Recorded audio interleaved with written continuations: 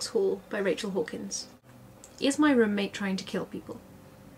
Not a question you have to ask in every school, but it is one Sophie's forced to ask herself when she arrives at Hex Hall. Hex Hall is home to misbehaving fairies, shifters and witches who need to learn to keep their powers hidden.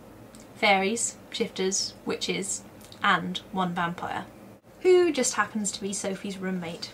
Sophie, a witch who's grown up with her human mother, is sent to Hex Hall, but not for casting a storm that lasts 3 days or eating someone, for a love spell gone wrong. As soon as she arrives, attempts are made to forcibly induct her into a coven. She's almost eaten by a werewolf, and if that wasn't enough, a beautiful boy ridicules her for her lack of magical knowledge. Even after all that spiel, I've barely touched upon all the details set into the plot of Hex Hall. I've not mentioned the secret organisations set on bringing down all the magical creatures, or the strange ghost girl who follows Sophie around, let alone what detention constitutes a Hecate Hall. I enjoyed this book far more than I intended to. I thought this would just be another middle-of-the-road magical school story, which I would read to stop the boredom of 9 AM tube journeys driving me to gnaw on my fellow commuters. However, I actually found myself racing through this book, laughing at it, holding my breath with it, and ordering the sequel the moment I was finished.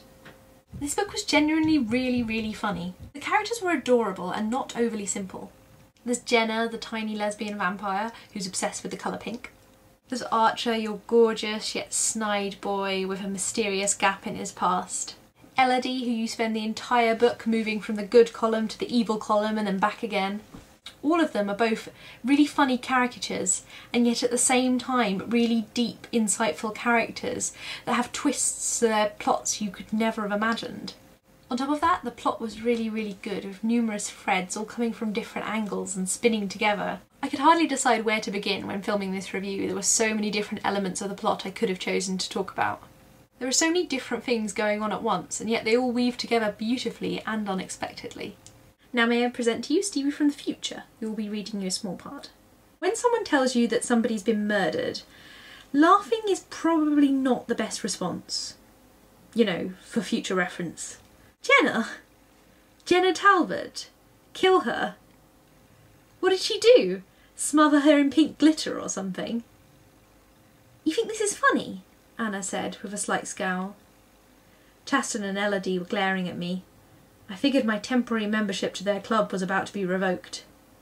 Well, yeah, kind of. I mean, I amended quickly, afraid smoke might actually start pouring out of Elodie's ears.